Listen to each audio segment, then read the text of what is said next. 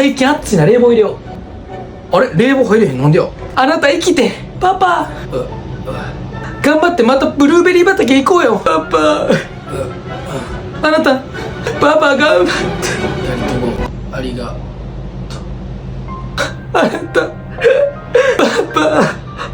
よし、新しい電池入れようっと。ママ、どうしたの？これからは僕がママのことを支えるから。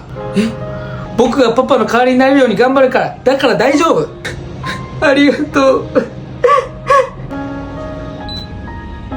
あ、着いた。これで安心やわ。ママを任せたぞ、自慢の息子。